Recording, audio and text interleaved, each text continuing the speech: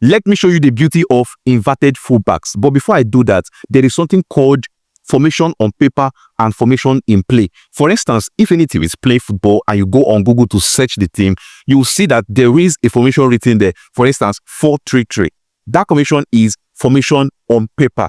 Then you now sat down to watch the game. As you are watching the game, you saw that that particular team is not playing by 4-3-3 formation. It means that whatever formation they are playing right there in field is the formation in play. And what is the goal of playing by formation?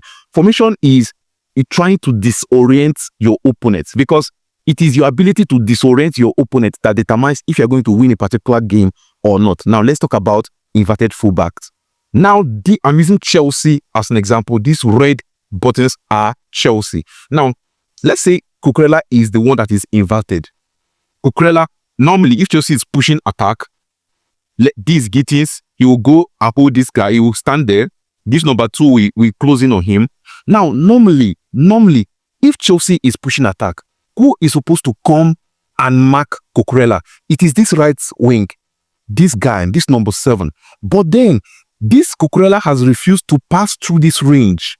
This is a natural way for Cucurella to pass as a left back player. He's supposed to pass here, overlap, and join this left winger and push the attack. But because he is inverted, he is no longer passing through this way. Now, this guy will now have 2 options.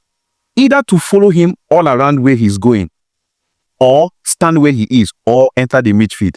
Now, if he enters the midfield or follow Cucurella all around, he has lost his number 1 or primary duty on the pitch. No, that way, Chelsea has ended up disorienting their opponent, because this guy has lost his number 1 function by following this guy all around. Now, he has gone to this place to join Enzo, Caicedo, or Dos Santos.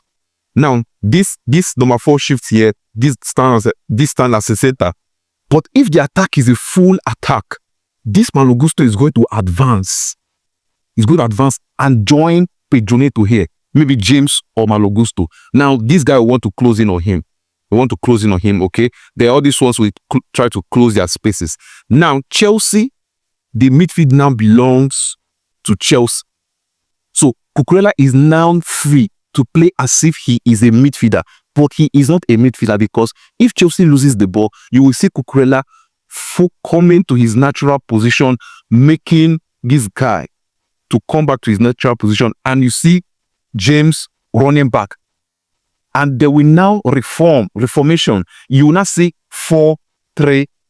But when they are attacking, it will change. It will not be 3-4-3. Now, the goal of that formation is to choke the middle third, so that the number of players here are going to be more than the number of the opposition side, making them to win the midfield.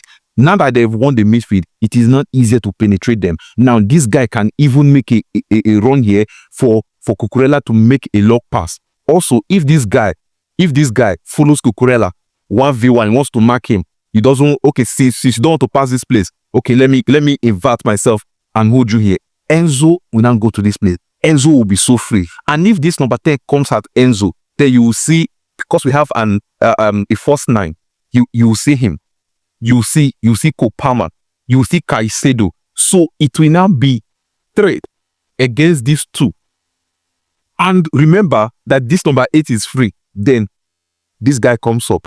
All these guys are standing here to load, to give pass to Pedro so he can run.